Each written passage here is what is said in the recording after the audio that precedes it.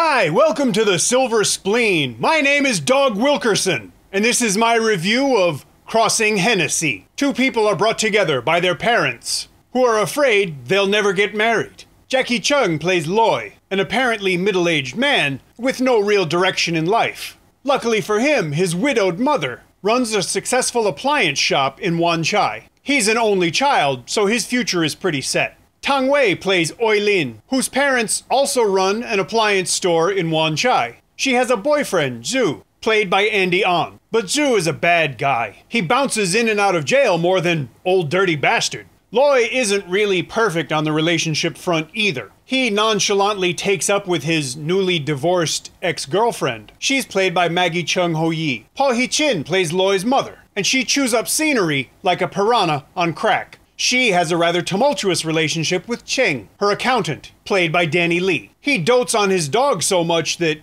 if we didn't know he had a girlfriend, I might have thought he had a boyfriend. Loy's mother also doesn't like it when Cheung talks to Loy's aunt, played by Mimi Chu. These three veteran actors make Crossing Hennessy worth seeing, if in fact anything does, because the story isn't really told in a very interesting way. It's hard to make a character-driven film when none of your characters are especially likable, interesting, or developed beyond fairly trite thumbnail sketches that we've all seen a million times before. Just as some of them are better acted than others, some of them are more easy to tolerate than others too. Jacky Cheung is too old to play Loy convincingly, and it doesn't help that he plays the character much too young. As it is, they're all stereotypes who very conveniently lack certain inevitable realities so that the narrative can move where the writer-director wants it to go. For example, ex-cons with a penchant for violence who express their emotions by hitting people or by trashing their apartments don't miraculously exempt their girlfriends from that violence, except in trite, hackneyed movies. Andy On deserves credit for at least being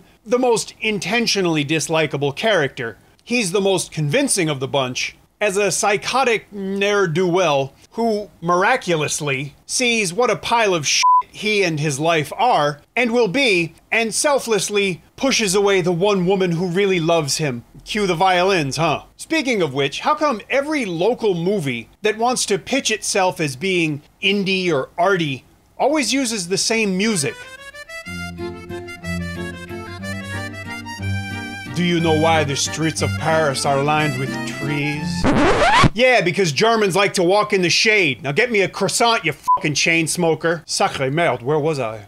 Andy On is convincing in his role and manages to make it realistic without going over the top. I can't really say that of anybody else in the movie. But I think the blame with that lies mostly with writer-director Ivy Ho, whose direction of her own screenplay leaves me wishing that she and her characters had crossed Hennessy against the light. Now, this isn't a good movie, but it is entertaining in its own way, and I don't mean by laughing at it at all. It's a lot of fun to watch these actors even as they act out a story that's really not believable. Crossing Hennessy is fluff, but it's frequently well-acted fluff, and it looks nice, and it's not the worst movie I've ever seen. It's fun to watch simply as an exercise in viewership. If you're in the mood for a very movie, for lack of a better term, then this is a good film to watch. If you go into it expecting a touching, realistic drama, you'd probably be disappointed. But if you have 90 minutes and you want to watch something, you could do a lot worse than Crossing Hennessy. So, if you take all of those conditions into account, I could recommend the movie. But naturally, I'm going to recommend that you buy it. In the description, there's a link where you could do just that. Don't download movies illegally and don't watch them online illegally. If you enjoyed this review, please leave me a comment. If you don't enjoy the review, leave me a comment anyway.